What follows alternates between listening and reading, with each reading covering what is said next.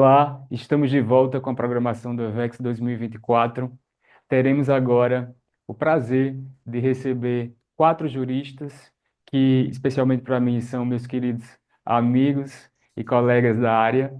E quem vai moderar esta sessão é a Alice Cury, que é diretora jurídica da Elexia Portugal, e vai receber como oradores o Felipe Matias Santos, que é diretor jurídico da AES, a entidade reguladora de serviços energéticos de Portugal, o Luiz Eduardo Diniz Araújo, que também e o Wagner Ferreira, que também são advogados do setor. Então, Alice, você me ouve? Ouço e vejo super bem, Caio. Envia esse vídeo lindo. Fizemos com muito carinho para todos vocês. Alice, uma honra tê-la aqui conosco em mais uma edição do EVEX. Você que esteve presente em todas as edições e faz parte do nosso comitê científico. Sempre uma grande alegria ter você aqui conosco. E no painel de amigos, não é mesmo? Como já mencionamos no alinhamento prévio do painel. Então, sem mais delongas, eu passo a palavra para você moderar este painel que tem como título Transição Energética Justa, Desafios Jurídicos Regulatórios. Obrigada, Caio. Obrigada pelas palavras. Eu me sinto muito em casa no EVEX e eu acho que, sobretudo, é por causa das pessoas, né? Na figura do Caio, da organização, dos outros comitês científicos, das pessoas que vêm aqui partilhar, os profissionais que vêm partilhar as experiências, os desafios. Eu acho que a gente começa a sentir mais à vontade porque a gente sabe com quem que a gente vai encontrar. E a gente sabe que são pessoas que estão estudando imenso, estão trabalhando imenso nos mesmos temas. Então, é um evento que tem um lugar especial no coração. E eu tenho certeza que eu falo aqui por muitos. Especialmente esse painel, para mim, eu fiquei super honrada de moderar, porque são três grandes referências pessoais que eu tenho, como profissionais e como pessoas, né? E como pessoas de influência, não só no setor, mas na sociedade que eles estão inseridos, né? O Luiz Eduardo, o Wagner e o Felipe dispensam comentários. Eu acho que o falar do currículo deles aqui seria, além de redundante, soaria menos importante nas minhas palavras do que é se vocês forem ler o percurso gigante que eles têm. E antes aqui de inaugurar a nossa temática, que é muito interessante, porque se dedica a essa parte da transição justa, que é essa palavra que sempre teve é, colada, digamos assim, nos trilemas dos setores de energia, né? Sempre teve uma preocupação energética com a sustentabilidade, com a segurança, mas também com a acessibilidade, né? A universalidade do acesso e essa dimensão que está muito ligada da energia, gente, à dignidade da pessoa humana, ao desenvolvimento da sociedade. Então, eu achei esse painel assim muito interessante, porque para tratar desse tema, a curadoria técnica do evento juntou esses três grandes juristas que têm um conhecimento muito transversal do mercado. Né? Energia costuma ser muito segmentado, por razões óbvias. As atividades econômicas são muito sofisticamente e tecnicamente complexas, né? Mas esses três profissionais, tanto o Luiz Eduardo, quanto o Wagner, quanto o Felipe, têm muito conhecimento do setor de energia numa perspectiva mais transcendental. E eu acho que isso vai ajudar a gente a ter muitas discussões boas aqui. No caso do Wagner, no último ano ele participou de vários debates regulatórios e legislativos. Então, nessa parte antecedente, digamos assim, aos problemas, ele já é muito atuante, né? Com uma participação ativa nesse jogo, nessa cena de vários stakeholders diferentes, seja o judiciário, seja no nível ministerial, do Tribunal de Contas ou do próprio regulador. O Wagner dispensa apresentações para quem trabalha no setor de energia, porque já estava à frente de grandes dilemas que o setor enfrentou há imenso tempo e sempre com muita propriedade e preciosismo técnico levou esses temas para frente. O Luiz Eduardo, também conterrâneo meu, assim como o Wagner, né, teve uma experiência muito marcante regulatória e nessa parte, digamos assim, do poder público, mas sempre com um olhar também muito transsetorial, muito voltado para essa importância na sociedade do setor e hoje na iniciativa privada, né, na frente de sociedade de um escritório, assim como o Wagner é hoje, representa clientes de todos os segmentos, de geração até comercialização, e tem uma preocupação muito grande com essa estabilidade das relações jurídicas que são formadas entre players individuais e poder público, né? São relações que têm que estar focadas no equilíbrio econômico-financeiro, na segurança jurídica, e ele é um expert em tudo isso ao longo da sua vida. E por último, mas definitivamente não menos importante, até porque é uma grande referência para mim, inclusive na minha pesquisa de doutorado, para vocês terem uma noção da importância dele na minha vida, é o Felipe Matias, que é diretor da ERSE desde 2013, então já tem aí 11 anos na frente, na linha de frente, digamos assim, do regulador português no setor de energia. E apesar de estar dentro de uma visão regulatória, né, o Felipe também tem muita experiência, até por causa da formação que ele escolheu, de regulação econômica, de policy, né, com uma base jurídica muito consolidada também, voltada em ciências jurídico-econômicas, e é uma presença frequente em fóruns dessa natureza, né? E eu acho que isso marca muito esses três. É por isso que eu queria falar um pouquinho desse percurso dos três, sobretudo nesse último ano.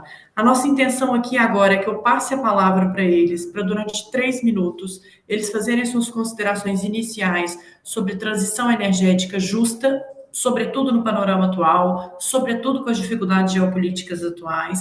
E depois eu tenho umas perguntinhas não tão fáceis assim para cada um deles e que eu acho que vai ajudar a gente a deixar o debate animado. Bom, Luiz Eduardo, Wagner, Felipe, meus amigos, muito bem-vindos. Obrigado pela honra de facilitar essa discussão entre vocês, esse debate, que eu tenho certeza que vai ser muito rico. E gostava, para começar, vou começar prestigiando ao contrário, já que eu estou cá em Portugal, e vou pedir o Felipe para fazer as primeiras considerações. Felipe, você tem 3 minutos para fazer uma abertura inicial, depois eu peço que seja seguido pelo Wagner e pelo Luiz Eduardo, para que a gente depois passe pelas perguntas. Muito bem, obrigadíssimo pela apresentação muito simpática. Ora bem, nós falamos de transição energética ainda antes do Covid, da crise do Covid, e o que nós sentimos aqui no ponto de vista europeu é que no pós-Covid tivemos uma crise de preços e foi necessário reajustar o pacote, o quarto pacote da eletricidade, que no fundo é um conjunto de instrumentos jurídicos aprovados a nível europeu e que tinham sido aprovados antes da crise, em 19, e tiveram que ser revistos em 2024 para aumentar a resiliência do sistema e a proteção do consumidor e acelerar a descarbonização energética, tirando ensinamentos daquilo que foi a crise de preços em 2022, no pós-Covid e também, em grande medida, motivada pela guerra na Ucrânia. E, portanto, é nesse espaço de pretender manter o sentido da descarbonização, mas já ter sofrido na pele os impactos de desajustamentos que foram sentidos nos mercados, que nós nos situamos.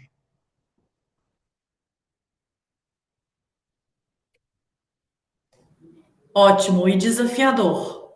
O nível do desafio realmente eu acho que ficou bem colocado. Wagner, não sei se você quer também começar com as suas palavras Vamos lá. sobre considerações iniciais sobre o tema. Tá bom. Primeiro, generosa a sua apresentação, o sentimento é recíproco, o carinho e a admiração também. Já estamos juntos nessa caminhada há algum tempo, acompanho o seu trabalho, bastante do Felipe, muito do Luiz Eduardo, e para mim é uma grande honra estar aqui nesse ambiente EVEX, criado com muita dedicação e compromisso pelo nosso amigo Caio, né? Então, bem-vindo, a todos que estão nos ouvindo, obrigado pela audiência.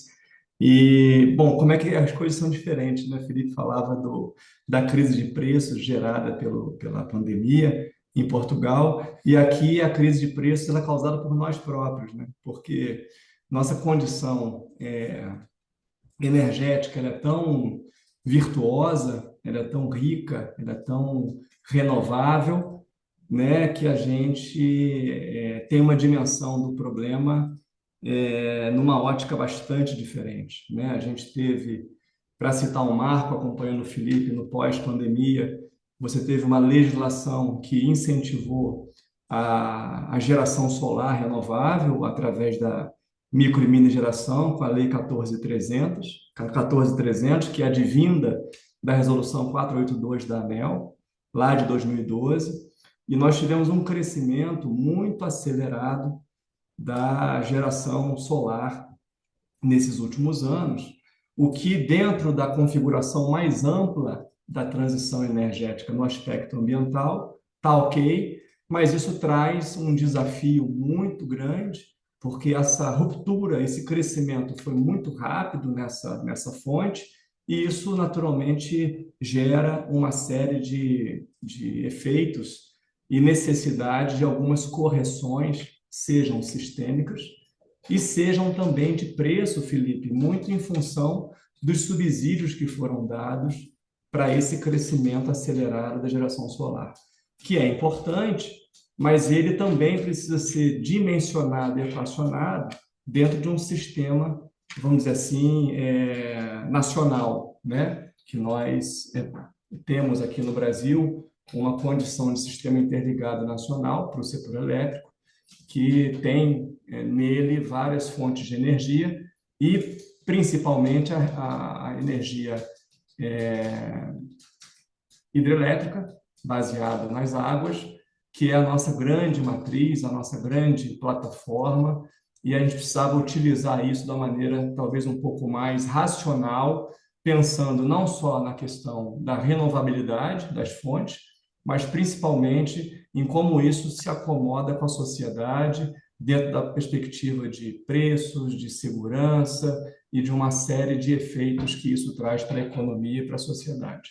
Então, acho que o nosso desafio hoje ele é muito voltado à adaptação desse sistema, né, para que esse conjunto de fontes atuais e crescentes possam acomodá-la, possam se acomodar de uma maneira um pouco mais estruturada, um pouco mais segura, garantindo o seu papel, a sua finalidade principal, que é a prestação do serviço contínuo, seguro, a preços módicos para toda a sociedade. Claro, isso do ponto de vista elétrico. Do ponto de vista energético, você tem uma série de mudanças, eu vou falar um pouquinho sobre isso no avançar desse painel, que trazem um compromisso maior da sociedade com a geração de insumos energéticos mais renováveis, mais limpos, com várias legislações trazendo incentivos, biometano, combustível do futuro, crédito de carbono, hidrogênio verde e outras coisas, que fazem com que a nossa matriz esteja também se transformando no campo energético como um todo, e não só no sistema elétrico, onde a gente já tem bastante vantagem do ponto de vista de proporcionalidade entre energia limpa e energia suja, por assim dizer. Então, o nosso desafio é um pouco diferente, é mais no sentido de adaptação sistêmica, de velocidade para essa adaptação e, principalmente, racionalidade para que você tenha condições de atender, né, a sociedade com esse insumo tão vital para o nosso desenvolvimento. Então, por enquanto, fico por aqui, vamos escutar um pouquinho o Luiz e depois a gente começa as perguntas aí com a Alice provocando a gente. Obrigado. Muito interessante, Wagner. E já lançou aqui uma coisa que eu acho que a gente vai ver diferente da sua colocação e do Luiz e do Felipe, que é o fato de que o desafio, apesar de ser global, não é o mesmo, né? E uma solução única também não vai resolver para todo mundo.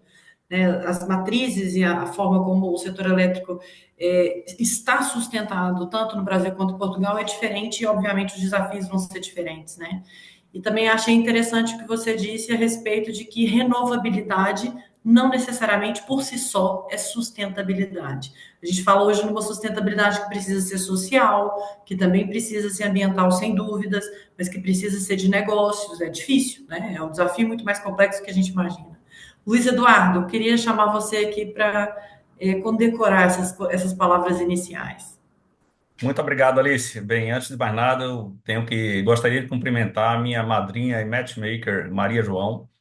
Tem sido uma bênção em minha vida e foi ela que viabilizou o que eu conhecesse todos vocês.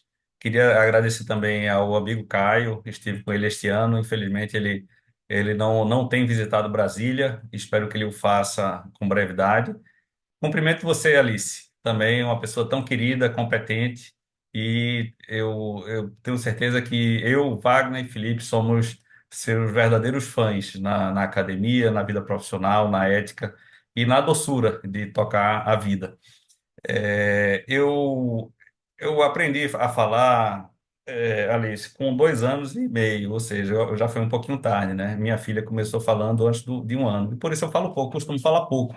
Talvez seja uma decorrência aí desse atraso na fala. Então, por essa razão, em vez de 3 minutos, eu vou falar em 30 segundos e já fazer uma provocação aqui, e que eu vou continuar, quando eu vier falar mais à frente. Para mim, essa questão de transição energética justa, ela se relaciona muito diretamente com um tópico que eu aprendi na Alemanha e que não é consensual na doutrina alemã. Em Berlim se fala muito em democracia energética, ou energy democracy. Já ali na parte ocidental da Alemanha, eu fui falar essa expressão para o meu professor Pilov, lá em Bochum, e ele achou um absurdo, ele achou uma contradição em termos. Mas o que eu queria dizer é o seguinte, que eu entendo como transição energética justa a concessão de oportunidades iguais para todos, um plano de jogo nivelado. Sem isso, pode-se até falar em transição energética, mas nunca na justiça em sua implementação. E aqui no Brasil, eu falo, claro, de uma perspectiva muito, muito brasileira nesse aspecto, é que transição energética justa não é corrida do ouro, não é ver de quem chega primeiro, mas sim o oferecimento de oportunidades equilibradas para geradores, gestores da rede e consumidores.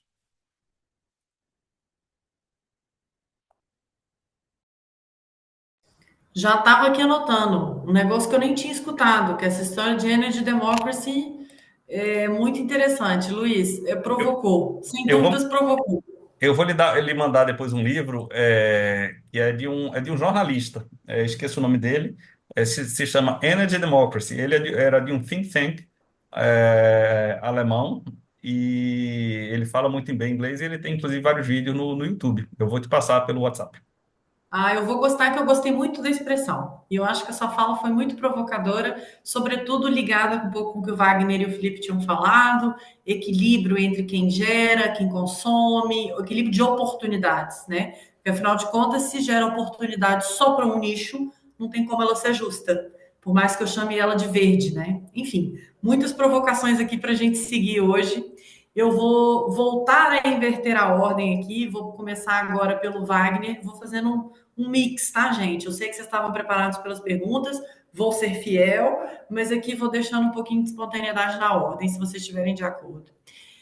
Wagner, eu acho que você tem muita experiência em todos os setores de forma transversal e sinta-se à vontade para comentar também sobre outros setores, mas no caso que você comentou, sobretudo assim, geração distribuída, o aumento exponencial da solar em forma distribuída, micro e mini geração, como que a gente pode dizer que a justiça ou a transição energética que se pretenda justa deve comportar o papel da distribuição de energia? Qual que é o papel da distribuição de energia em uma transição energética que se titular justa?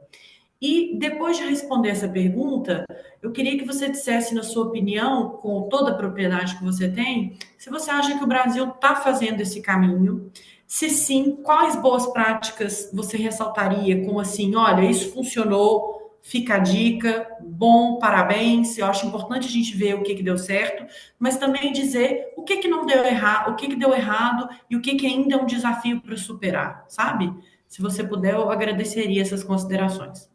Vamos lá. Eu preciso de 3 horas e meia para ponderar todas as questões que você colocou na sua pergunta, que são muito instigantes e certamente coloca a gente de alguma forma, no meio dessa construção.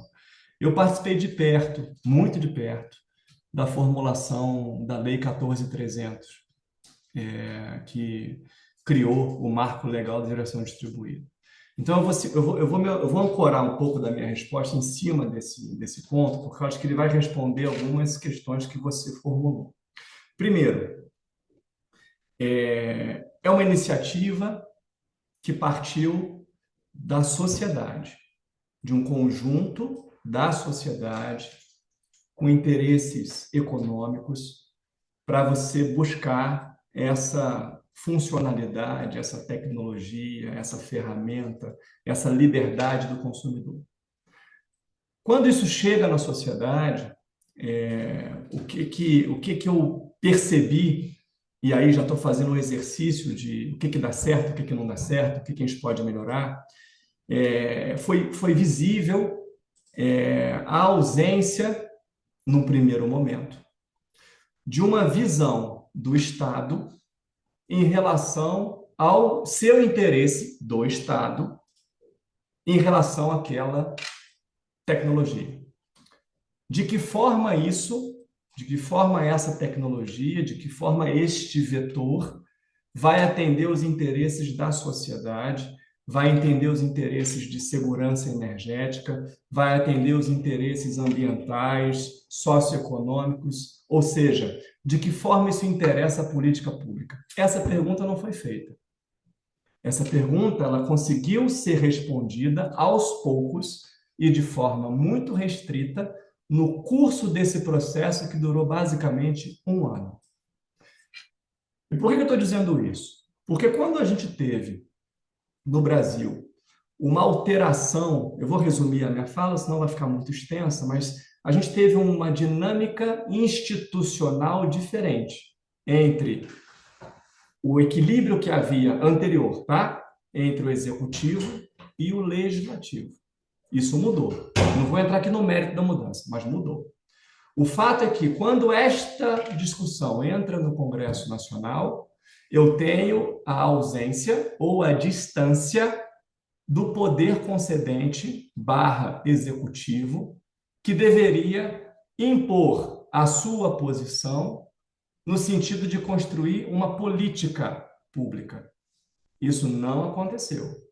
Isso foi acontecendo muito a miúde na sequência da discussão e, naturalmente, a gente deixou de fazer uma avaliação mais planejada sobre, por exemplo, o que não funciona, subsídio, incentivo, desmedido. Nós não fizemos uma análise de impacto regulatório para, por exemplo, saber o impacto dessa lei, dessa frente sobre, por exemplo, o setor elétrico brasileiro, sobre os consumidores. Foi uma visão muito rentista de quem buscava o investimento e um retorno, um payback que era muito avantajado. Tanto é que se repetiu, em boa medida, aquilo que a Resolução 482 de 2012, da ANEEL, havia estabelecido 10 anos antes. Só que 10 anos depois, com uma tecnologia já muito desenvolvida, você tinha um custo de produto muito mais barato, muito reduzido. De forma que o payback naquela ocasião era em torno de 3 a 4 anos. Subsidiado com a tarifa do consumidor. Que consumidor? Aquele que paga a tarifa. Todos os consumidores regulados, ligados à rede e que não dispunham de algum desconto específico, como, por exemplo, a própria questão do benefício da geração distribuída. Por que eu estou dizendo isso? Porque quando a gente formula uma política pública setorial voltada à segurança energética, portanto, soberania, por que o Felipe teve crise de preço? Porque, de alguma forma, havia uma dependência com o insumo europeu. Por que no Brasil nós não tivemos esse problema? Porque nós tínhamos insumo dentro do Brasil. O problema é que a gente está criando geração de energia nova dentro do Brasil, claro, a um custo mais alto para o consumidor. E isso vai para a tarifa do consumidor, em especial aquele que tem menos capacidade financeira. Então, a ausência do Estado, ela fez com que, naquele primeiro momento, nós não tivéssemos uma diretriz, Alice. Política energética, política setorial, precisa de governança, precisa de diretriz, precisa de visão de longo prazo, precisa de visão de Estado. para que a partir disso, dentro de soberania, segurança, modicidade, desenvolvimento, né, qualidade de vida, uma série de vetores da política pública, aí sim você vai encaixar o interesse econômico para que você viabilize aquilo. O setor de energia, ele é interdependente. Não há uma coisa que você faça no setor que não tenha um reflexo sistêmico. O que nós estamos vendo hoje? Que a ausência de uma análise de impacto regulatório lá atrás, por exemplo, impediu que nós enxergássemos que hoje nós teríamos um incremento de redes de transmissão que imporia ainda mais custos a esse mercado regulado. Então, esse desenvolvimento de soluções precisa ser bem estruturado do ponto de vista sistêmico e planejado do ponto de vista dos seus objetivos. Então, o que funciona na minha visão? O que funciona é que você faça como um processo regulatório, vamos dizer assim, padrão. Você tenha a situação específica, você faça uma análise de impacto, você formule as ações e você as implemente, seja via legislativo, seja via regulação. Isso funciona. O que funciona? Um subsídio dado na medida certa, com tempo de duração e fases de medição. Quem é que está se beneficiando mais com a energia solar distribuída? Obviamente, aqueles que podem colocar painel solar. Claro que existem políticas sociais hoje sendo desenvolvidas, mas esse não era o enfoque e nunca foi o foco. Mas isso pode também atender outras necessidades regionais do país para que a gente consiga dar uma maior isonomia energética, não sei se existe esse termo na literatura, à população. Eu vou dar um dado para vocês. Se a gente fizer um recorte do Brasil, Norte e Nordeste, de forma média, tem em torno de 40% a 50% de unidades consumidoras atendidas com tarifa social. Pessoas, famílias com renda inferior a meio salário mínimo. É muita gente, né, Wagner? Então, a gente está falando muito impactante. Então, a gente está falando de uma visão que precisa ser aplicada nesse objetivo de país, de sociedade. A partir disso, eu creio que as ferramentas que virão, elas serão ferramentas muito mais úteis. Não tenho dúvidas que houve excessivo subsídio na geração distribuída, por isso um crescimento tão acachapante, por isso uma irradiação no sistema tão forte, tão impactante, e que exige das distribuidoras, que foi a sua ponderação também na sua pergunta, uma necessidade de investimentos em redes muito maior do que aquelas que elas tinham até então. Então, imagina que a tarifa da distribuidora tem um tamanho de 100, e naquele tamanho de 100, um pedaço é para investimentos em rede. Só que esse pedaço de investimentos de rede não é mais possível, porque a quantidade de investimentos que ela tem que fazer para dar conta dessa energia descentralizada, que agora você tem blocos de energia sendo gerados em vários cantos, e não de forma unidirecional como era no passado, você precisa fazer reforços de rede, subestação, transformadores, e tudo isso vai para o CAPEX. Vai para o CAPEX dois problemas. Primeiro, não tem CAPEX suficiente para esse gremlins que nasce com o sol e não com a água, como aquele que a gente conheceu no filme da década de 80.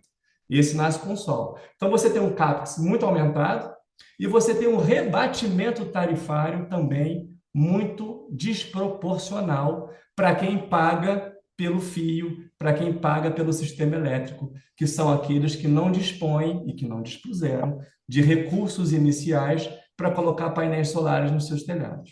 Então, esse é um exemplo, para mim, típico para a gente levar para a academia e usar esse exemplo como uma ferramenta de aprendizado para a gente aprimorar o nosso processo de incursão de tecnologia no setor elétrico nacional. com esse interesse de soberania, de segurança energética, sistema eficiente, equilibrado, a preço módico, como determina a Constituição Federal. Então, assim, para tentar te responder e não tomar muito tempo da fala dos demais, eu fico por aqui e faço algum complemento nas próximas rodadas. Claro, com certeza. Wagner, muito interessante, muito rica a sua resposta, inclusive com questões que eu confesso que ainda não tinha pensado. E até para fazer o paralelo com Portugal e a gente não deixar muito dominado pela realidade brasileira, Felipe, esse cenário e essas questões, sobretudo que o Wagner ponderou sobre incentivos e subsídios, consideração sistêmica, consideração que a cadeia de energia é interdependente, necessidade de um processo de análise de impacto regulatório com bastante crivo para poder ver essa questão econômica, mas também social. Dessa fala do Wagner, o que você revê na realidade portuguesa, ou o que você acha que se aplica ou não se Ó, um aplica? suquinho aqui, ó. Suquinho de uva.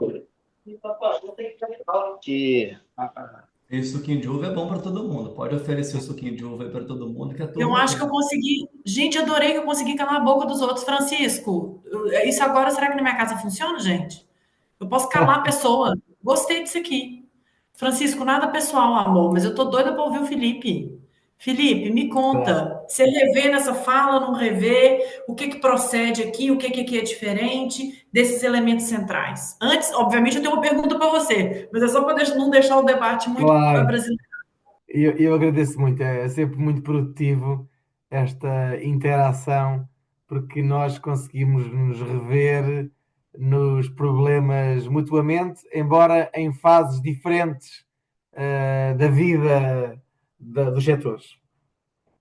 E isso só nota, que de facto o painel sinto-me muito honrado com a minha presença aqui no painel tão tão experiente e tão conhecedor, Wagner, Luísa, Alice. Eh, Ora bem, nós tivemos já aqui um percurso que nós chamamos em Portugal de sobrecustos da produção renovável e que foram muito, muito intensos. O que é que estou a falar? Sobretudo de um movimento muito pioneiro de introdução de capacidade de produção eólica e que teve três concursos, três fases, de facto a fase A e a fase B, que foram de longe as mais significativas do ponto de vista do volume, não foram desenhados tanto a pensar na acessibilidade do preço, mas mais a pensar na fileira industrial, que é, no fundo, um tema que interseta com a energia. Isso está-se a recolocar agora outra vez.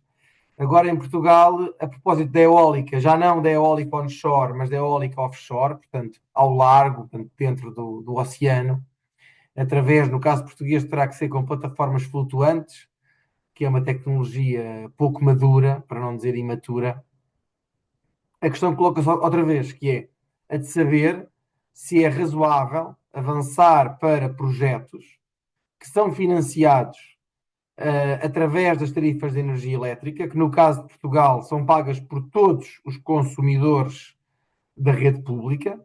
Nós não temos uma destruição, quer dizer, já existe muita produção, sobretudo solar em autoconsumo, mas no fundo o net metering está contido a 15 minutos. Portanto, isso não distorce tanto aquilo que é a equidade, portanto, aquela ideia de justiça, porque no fundo todos os consumidores vão pagar o sobrecusto da produção renovável. Portanto, se há uma renda, como aqui era dito, ou se há um valor que é fixado a um produtor para uma tarifa de aquisição, que seja um valor demasiado generoso, ele vai ser pago por todo o consumo, na medida, tipicamente, em função do número de CPS, que no fundo é de pontos de entrega, não é? Portanto, em função do número de consumidores, dividido por cabeças, por assim dizer. Portanto, esse problema foi muito forte até o ano 2000.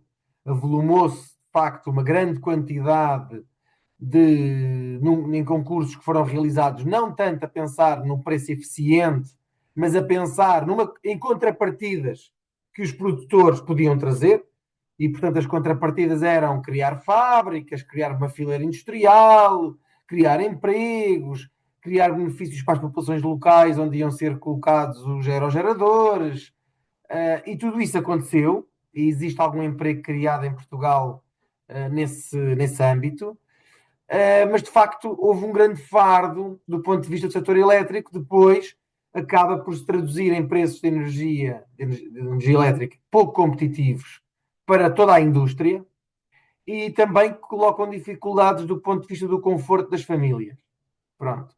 E o balanço que nós fizemos foi um balanço durante muitos anos bastante negativo, que acabou por ser em parte revertido, porque estas feed-in tariffs, como nós chamamos, estes valores, estes preços de aquisição muito altos, tecnologias que na altura eram imaturas, que nem é tanto o que se coloca agora com o solar, no caso do Brasil, mas no fundo terminariam, por regra, à volta de 2020, mas foram estendidos até 27, 28, mediante o pagamento de uma contrapartida.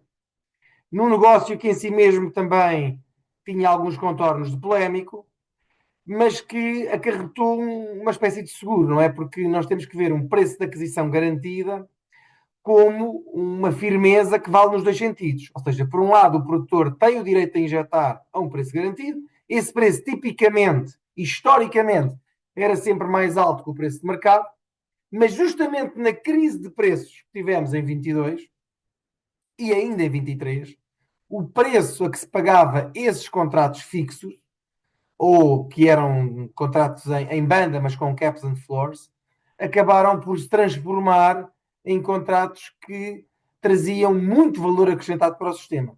Porque a partir do momento em que o preço da energia elétrica nos mercados grossistas deixou de estar a 50, 60 euros o megawatt e passou a estar a 180, 200, 250, 300, então aqueles contratos que eram feitos em ronda dos 90, 100 euros, tornaram-se muito baratos do ponto de vista comparativo. E, portanto, isso permitiu... Era uma mochila no passado que carregámos e que, de repente, foi um seguro que era uma dádiva.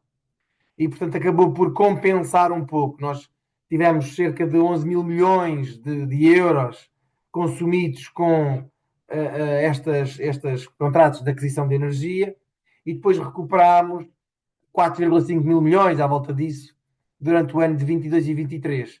Portanto, não foi o valor total, mas foi um valor relevante e este seguro mantém-se até cerca de 2027.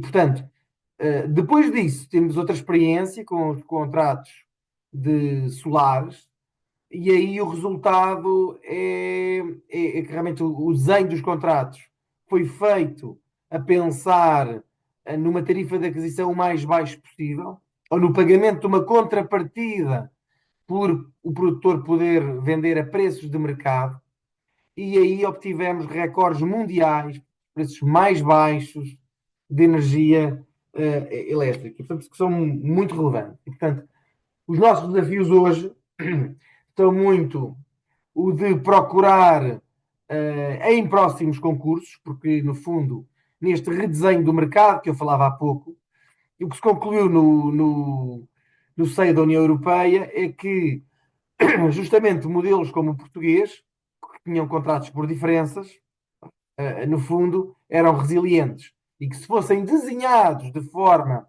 a procurar capturar preços baixos, isso podia, de facto, traduzir-se numa grande vantagem.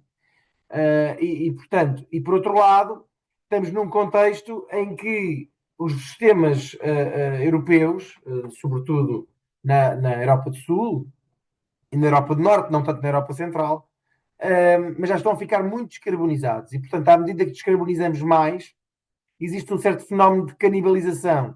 Ou seja, como o preço da energia não implica um custo de matérias-primas, não é? É simplesmente o vento, ou o sol, ou a água. Portanto, no fundo, o preço marginal, o custo marginal, tende para zero. E, portanto, quanto mais nós introduzirmos renováveis, mais o preço tenderia de mercado a aproximar-se do zero. E, portanto, do lado do produtor é muito importante ter uma garantia do preço de aquisição, e isso aconselha a fazer contratos de longo termo com o sistema, os chamados contratos por diferenças, e para o sistema é uma forma de garantir que aparece nova oferta e que aparece nova oferta a um preço previamente conhecido, portanto, com firmeza, não é? Isso também se torna bastante relevante. Claro que daqui nascem muitos desafios. Eu vou dar alguns, que é, temos um sistema cada vez mais assente em tecnologias que não são despacháveis, porque a hídrica em Portugal tem muita relevância, mas nós temos anos secos e anos não secos, e quando falo de anos secos, falo mesmo de não haver produção de energia hidroelétrica durante boa parte do ano, portanto, não é exatamente como no Brasil, é de facto um ano seco. Temos um sistema muito assente em eólica e progressivamente mais em energia solar, e de facto essas fontes não são despacháveis, e as centrais a gás participam cada vez menos no sistema e precisam de manutenções que são muito caras. E, portanto, desse ponto de vista, também temos que pensar que um mercado que apenas remunera a energia, se não tem que remunerar também a capacidade. Os nossos vizinhos aqui em Espanha, ao lado, já abriram um procedimento de autorização junto à Comissão Europeia para mecanismos de capacidade, isto é, pagar um valor fixo a centrais, tipicamente a gás, embora isso tenha que ser em concurso também com a procura e com outras tecnologias, mas tipicamente o portador terá uma central de ciclo combinado a gás que receba para estar disponível e para poder ser ativada com a tecnologia de backup, não é? Para garantir que o sistema tenha a potência necessária quando surgirem dificuldades por falta de vento, falta de sol.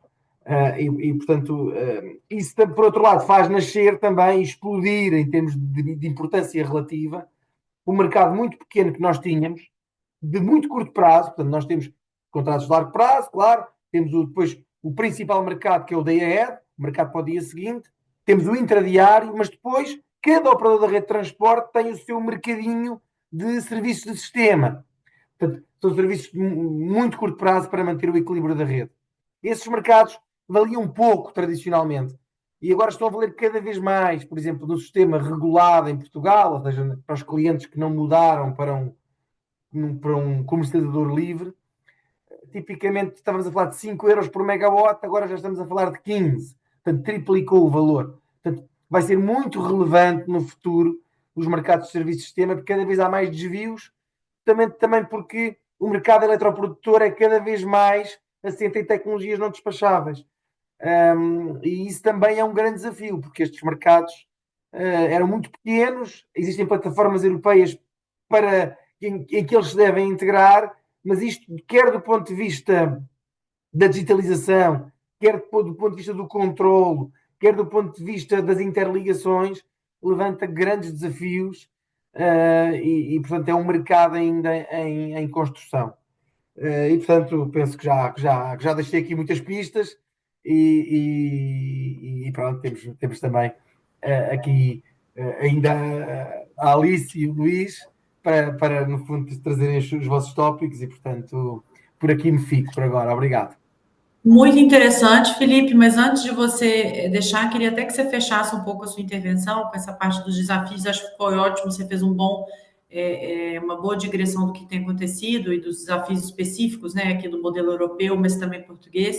E na sua opinião, do ponto de vista assim, de liderança do regulador, que você é uma grande referência, acha que a transição justa e que essa preocupação com a justiça em todos os segmentos tem sido pedra angular da regulação cá em Portugal? Isso é uma preocupação que tem acentuado? Assim, no sentido de fechar sua fala, também queria saber isso do seu lado. Isso sem dúvida. Vamos lá ver. Em Portugal os reguladores não são todos iguais. Peço desculpa. Na Europa os reguladores não são todos iguais. Assim como na América Latina também não são, não é?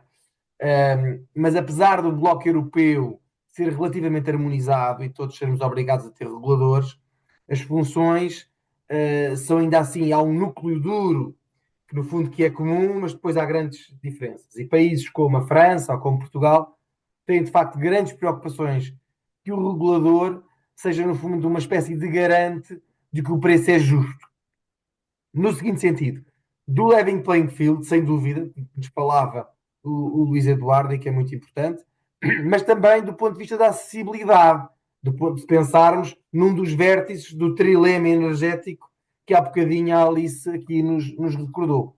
É por isso que, em 2022, quando se dá a crise de preços, os reguladores, e no caso, primeiro, os países pioneiros nesse âmbito foram Portugal e Espanha, criaram então um mecanismo ibérico.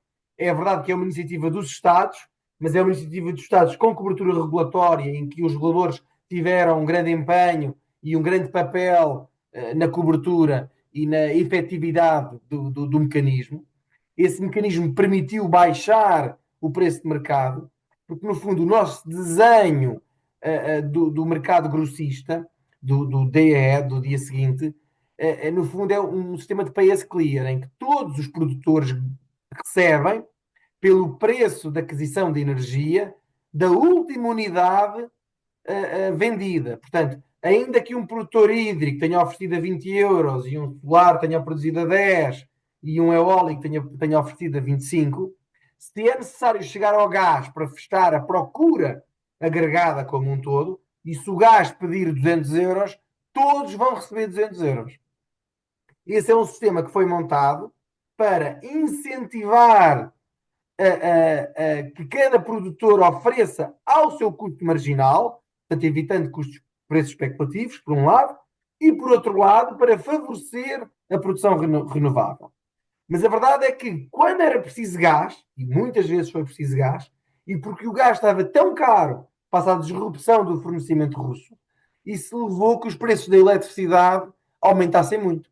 E, portanto, foi necessário desacoplar o preço recebido pelos produtores inframarginais daquilo que era o preço de fecho do gás.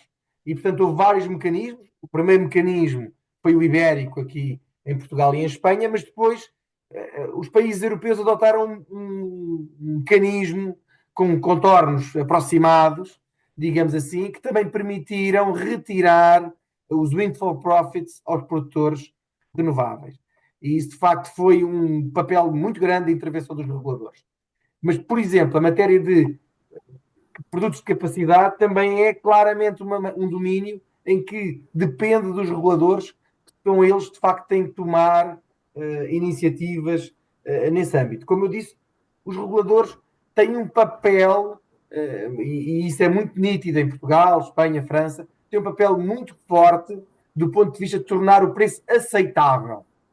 E, portanto, então em sistemas como o português, que têm, de facto, muitas feed-in tariffs, portanto, muitos contratos de largo prazo a preços balizados, garantidos, no fundo, há aqui como que um sistema de contrapesos, de compensações, estabilizadores automáticos. Porquê? Quando o preço está mais baixo, o preço da commodity está mais baixo, por via desses contratos, a tarifa de acesso, que inclui os custos com os produtores renováveis de valores garantidos, tende a subir. Mas o contrário também é verdade, que é quando o preço da commodity sobe muito, então esses contratos tornam-se não um fardo, mas um alívio. E, portanto, é neste balanceamento que o regulador vive e que, no fundo, vai manejando e vai trabalhando e vai sinalizando por forma a garantir que nós temos uma mochila, mas que essa mochila também é um seguro. E, portanto, que isso nos permite chegar a preços que, de facto, sejam aceitáveis do ponto de vista social. E desse ponto de vista, pela primeira vez em muitos anos, estamos a atravessar uma fase em que o preço do mercado de energia em Portugal é dos mais competitivos na Europa. E isso já permite a atratividade de indústria que no passado era impensável que fosse fixada no nosso país. E dizemos isso com muita satisfação, mas sabendo que cada dia é preciso estar atento e trabalhar no sistema tendo em vista esse objetivo. Muito interessante, Felipe. Muito obrigada. Acho que agora ficou ainda mais claro para todo mundo, do ponto de vista do regulador. Luiz Eduardo, e agora para ouvir um pouquinho você e caminhando aqui para o nosso também final, mas com todo o tempo que você achar relevante, como que você vê o paradigma da transição justa mudar ou ditar, digamos assim, contornos dessa transição energética, sobretudo na geração? E você vê uma ponderação difícil entre urgência de abandonar combustíveis fósseis, né, um phase down ou mesmo um phase out, e um acelerar das renováveis versus aspectos sociais? Ou você acha que são questões que devem coexistir e para coexistirem precisam de um ambiente X, Y ou Z? Eu acho que a sua experiência tem muito a agregar nesse ponto. Gostava muito de ouvir você sobre isso. Muito obrigado, Alice. Bem, primeiro cumprimento o Wagner e Felipe pelas exposições brilhantes antes de mim. E eu vou tentar responder a sua pergunta mais ao final, Alice, mas eu vou tentar fazer primeiro uma introdução aqui. E o meu registro é que uma parte famosa do contrato social de Rousseau diz o seguinte, que o homem nasce livre, mas por toda parte encontra-se acorrentado. O que Rousseau estava falando é que os seres humanos nascem em um estado de liberdade natural, mas que a sociedade e as instituições os colocam em condições de servidão ou opressão. E o problema atual é que, mesmo no Estado regulador, que é um Estado de um modelo neoliberal, é um Estado liberal reformado, nós nascemos livres, e aqui é onde reside o problema. Mas continuamos sendo continuamente assombrados pelo passado e acorrentados à sua imprevisível e constante ameaça de revisão, ao menos no Brasil. Como é que se pode falar em transição energética? E eu ainda não estou falando ainda de justiça, de justa, transição energética justa, quando a ameaça de revisão do passado assombra constantemente os investidores. E a ameaça pode vir de qualquer ponto, igual aquela chuva de Forrest Gump, né? Vem de baixo, vem de cima, vem do lado, vem de trás. Pode vir do órgão regulador, do poder legislativo, do poder judiciário, enfim, de todo canto, até no Tribunal de Contas da União. Para demonstrar a tese que eu estou apresentando, vou relembrar um julgamento desse ano, em que eu tive a grata satisfação de poder participar como advogado, um dos meus primeiros casos. O Tribunal de Contas da União, no julgamento de um processo chamado 017, 027, 2022, nesse ano, ele, em série de embargos de declaração, ele relembrou a ANEEL que novas interpretações administrativas precisam ser aplicadas para frente, para novos investimentos em geração, e não para investimentos já realizados. Ou seja, o órgão de controle externo precisou relembrar isso ao órgão regulador. Um segundo tema de bastante preocupação, e que com certeza Wagner está acompanhando isso.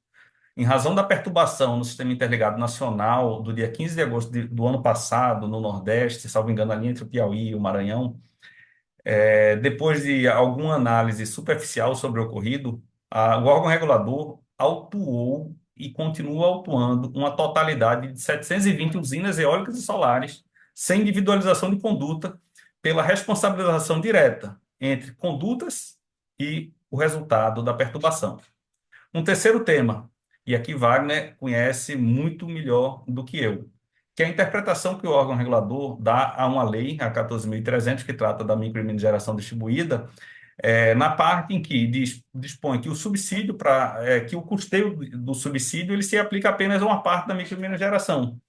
Isso significa que os detentores dos ativos de distribuição estão suportando um subsídio, o acionista dessas empresas, de 8 bilhões de reais.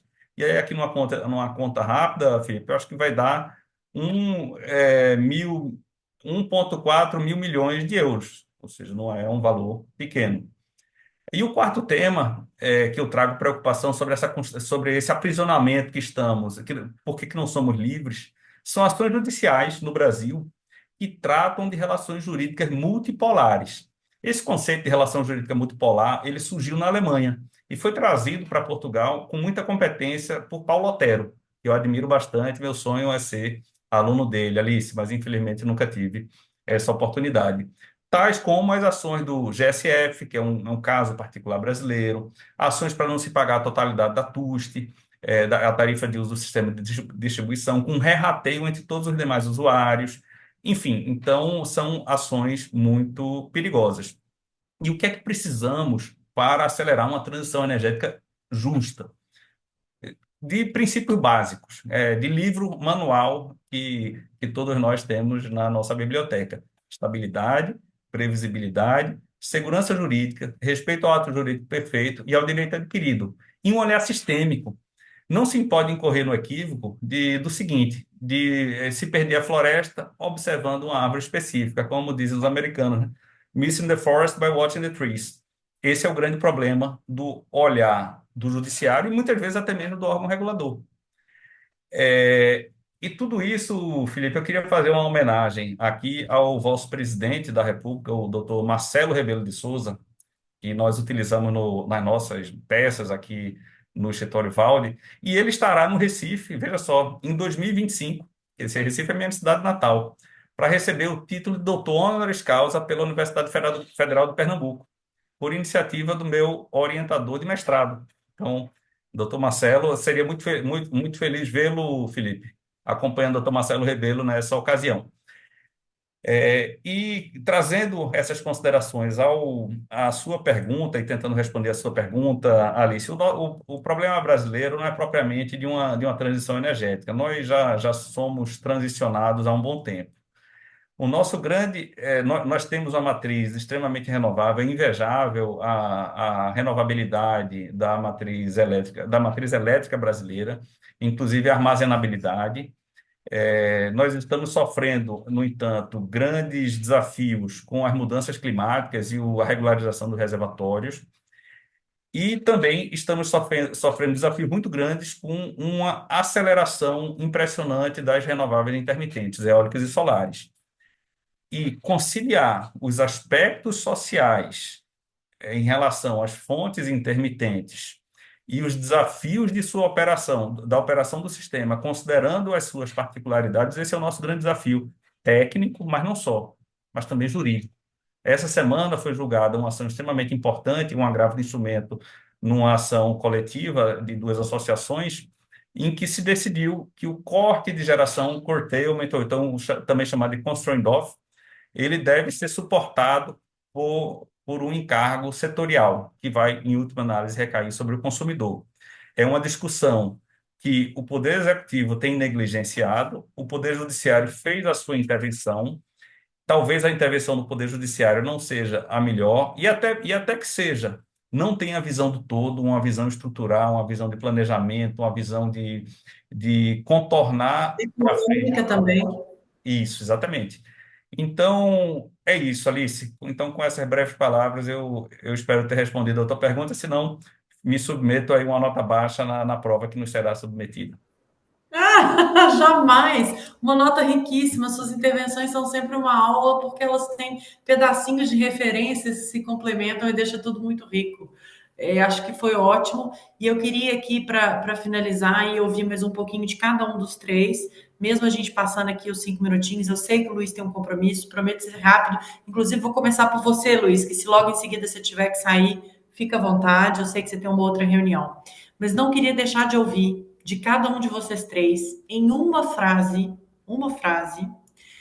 o que é transição energética justa e qual um ponto que não pode faltar para assegurá-la. Qual um ponto bem objetivo, sem discussão de sexo dos anjos. Começar com o Luiz Eduardo, porque eu sei que ele tem compromisso. Muito obrigado, Alice, pela consideração, mas eu já consegui postergar a minha reunião para as 16h50. Então, eu vou falar, mas ficarei aqui para ouvi-los até o final. Bem, você falou uma frase, e aí eu coloquei vírgula, ponto e vírgula, mais outra vírgula, e um ponto no final. Mas E eu tá acho na, mas eu tá acho que na eu frase. terei atendido ao objetivo. Então, a mensagem que eu quero passar é que transição energética justa não é corrida do ouro, não é a ver de quem chega primeiro. Ponto e vírgula. Então, Aham, mais isso. oferecimento de oportunidades equilibradas para geradores, gestores da rede e consumidores. Ponto. Então, deu uma frase, né? Arrasou. E na sua opinião, o que é que não pode faltar? Equilíbrio? Correto. Equilíbrio na concessão de subsídios que na fase inicial de decolagem são necessários, senão a tecnologia não decola, mas sempre acompanhado de uma análise de custo-benefício, inclusive do ponto de vista legislativo. Não se pode legislar a esmo. Aqui a legislação da União Europeia é uma legislação desde sempre fundamentada em custo-benefício, porque, Felipe, me corrija se eu estiver errado, a iniciativa legislativa, e você também, viu, Alice? Porque a iniciativa legislativa em âmbito europeu é exclusiva da Comissão Europeia, que o faz com base numa tecnocracia com a estrutura burocrática gigantesca, extremamente competente. E por isso, não é feita regulação com base no eu acho, eu penso, eu quero, a minha vontade é essa. É com base em ciência. Perfeito, não podia ser melhor. Wagner, pegando aqui a deixa de Luiz Eduardo de incentivo, subsídio, análise custo-benefício, que eu sei que também é bem sua praia. Qual que é a sua definição de transição energética justa em uma frase? E nessa frase, ou logo depois, você tem que me contar o que que não pode faltar para garanti-la. Maravilha. Bom, é bom demais ouvir. Eu ficarei nesse painel aqui mais umas 3 horas escutando vocês, porque Ah, eu também. o Luiz é um cara extraordinário, é um cara estudioso, dedicado. Felipe é um querido, envolvido com os temas setoriais, conhece como poucos as questões luso-ibéricas, e é uma honra estar aqui com vocês. Muito obrigado mesmo. O que falar, né, uma frasezinha, eu acho que transição energética justa é a nossa capacidade de tomar decisões corretas que garantam o futuro energético das minhas futuras netas. Eu nem tenho ainda sequer. Eu acho que essa é a definição. É você tomar decisões sem olhar o presente, mas principalmente olhando o impacto no futuro. Bom, o que não pode faltar? Seriedade, compromisso público e análise de impacto regulatório. Se a gente tiver essa conjunção, eu tenho certeza que eu ia falar para vocês sobre armazenamento baseado em hidrelétricas, em bateria, o cuidado com as redes elétricas que a gente tem que ter, que no final do dia são as redes elétricas que vão garantir essa transição energética de um lado para o outro, do outro para o outro lado, sabe? Então, redes têm um desafio enorme, tem alguns dispositivos importantes que a gente precisa cuidar daqui para frente. Tem um conjunto de legislações que foram produzidas nesses últimos 2 anos, muitas legislações, e que vão exigir uma governança setorial, que é outra coisa que não pode faltar, única, e nós temos que resgatar isso. Hoje eu achei muito legal, para finalizar a minha fala, na última reunião ordinária da ANEEL, uma foto em que eu estava lá, de todos os nossos diretores discutindo e julgando os temas. É isso que eu quero ver no setor. Eu quero ver discussão, eu quero ver equilíbrio, eu quero ver compromisso, eu quero ver compromisso público, né, com aquilo que a gente tanto cuida, que é o setor de energia. Claro que tem interesses individuais, mas, sobretudo, existe um interesse futuro e coletivo que a gente tem que cuidar. Então, de forma muito especial, extraordinária, eu agradeço muito a participação, a tua condução, Alice, você sempre muito dedicada, extremamente culta, estudiosa, referenciada, tão jovem, mas tão referenciada, e obrigado por essa oportunidade aqui com vocês. Oh, eu que agradeço, eu fico até emocionada, gente, que no fundo são meus grandes professores. A gente enxerga bem porque enxerga no ombro de gigantes, vê longe, mas é porque está apoiado no ombro de gigantes, não é porque tem bom óculos, não.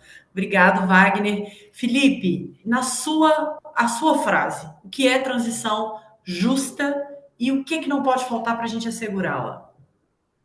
Fechar com chave de ouro. Eu sou mais tímido. Sou mais tímido nos elogios e mais tímido também nas palavras, e vou ser mais conciso. Foi um enorme gosto para mim, uma referência a todos vós e uma comunidade, como eu também tive a oportunidade de uma comunidade no sentido mais próximo, como eu tive a oportunidade de trocar nos e-mails de preparação deste painel. Para mim, transição energética é a alteração do mix em que há uma substituição da fonte fóssil por fonte elétrica renovável, portanto, num quadro de forte descarbonização, e do ponto de vista do olhar europeu é assim, e ela é justa na medida em que cubra os custos de oportunidade que existem e que não apresentem windfall profits, que no fundo seria um fardo contraproducente e que onerariam demasiadamente o consumo, seja a indústria, sejam as famílias. Portanto, o que não pode falhar é